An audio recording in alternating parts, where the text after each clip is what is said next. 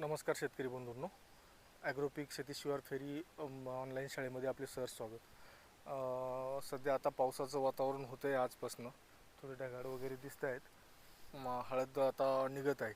तर शेतकरी बंधूंनो, काही काही शेतकऱ्यांची आणखी माती लावायची राहिली असेल तर बैलावरील डोईजरने न लावता त्या यंत्राने करून घ्या. कारण काही काही शेतकरी आता नवीन आहेत आणि काही जणच्या थोडं चुका पण होतात.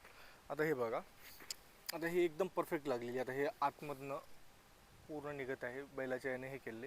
माती इकडे लागली पाहिजे, हे बरोबर आहे, कारण हळद इकडे लागणार आहे.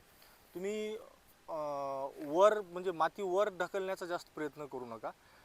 बेड जितका रुंद राहील तितकं शेंग लांबण्यास, बंडा लांबण्यास मदत होते.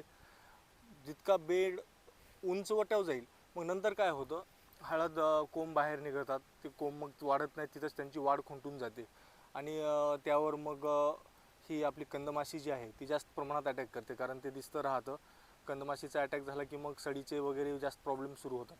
तर आपल्याकडे पॉवर टिलर वगैरेची व्यवस्था असेल तर त्याने एकदा माती लावून घ्या.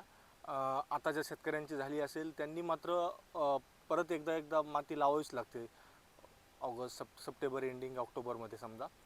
तर त्या माती लावण्याच्या वेळेस हा मधला जो दांड आहे हा यापेक्षाही आणखी छोटा करा.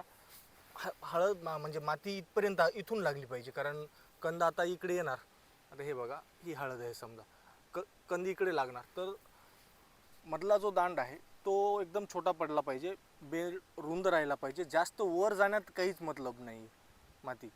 हां, दुसरी गोष्ट, शेतकऱ्यांचे खूप प्रमाणात फोन येत होते की सर, मी व्हिडिओ बनवलाही होता की पांढरी पडतायत, पिवळी पडतायत, त्याला पाण्याचं हे सांगितलं होतं. तर काही शेतकऱ्यांचे फेरस असेल, फेरस टाकावं का, किंवा दुसरी गोष्ट म्हणजे करप्या आणखी इतक्या लवकर येतच नाही शेतकरी बंधूंनो. करपा आल्यानंतर त्यावरही एक व्हिडिओ चांगला बनवेल एखादा. दुसरी गोष्ट फवारणीची. तर काही काही शेतकऱ्यांची हळद त्या आतनं ठिपके ठिपके पडल्यासारखं पान खाते. आता इथं नाही आहे, एखादं तुम्हाला मी सॅम्पल दाखवलं असतं. तर हां, आहे बघा.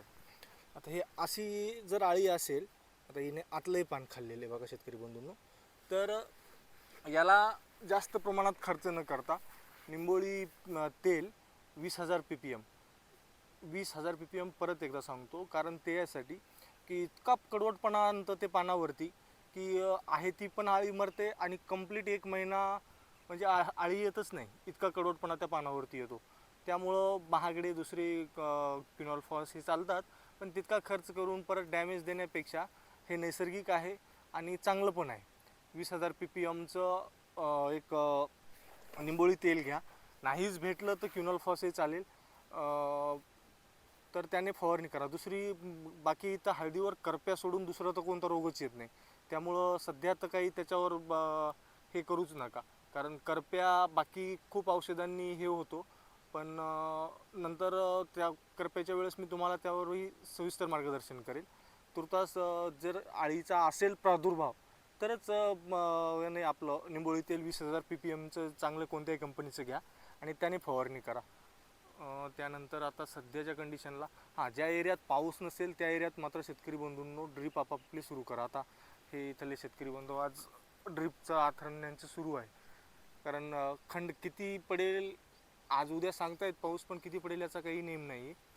आणखी काही जर क्वेश्चन हे राहिले असतील, ते फेरस वगैरे सध्या तर काही हे करू नका, कारण जो पांढरेपणा आहे हळदीमध्ये किंवा पिवळेपणा तो पावसाचा प्रादुर्भाव आहे. आपल्या पावसाच्या खंडामुळे आणि जमिनीतली म्हणावं तशी उष्णताच गेलेली नाही आहे. 1-2 भागात जर चांगला पाऊस सोडला तर कुठेच पाऊस चांगला झालेला नाही आहे.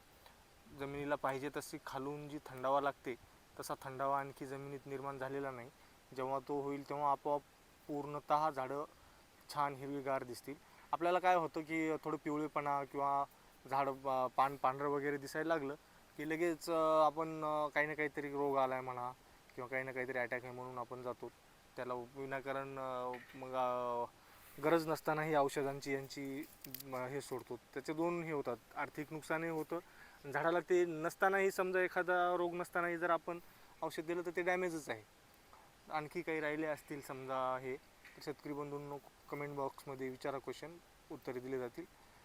मोबाईल नंबर परत सांगतो, 9970 750 740. तुर्तास धन्यवाद.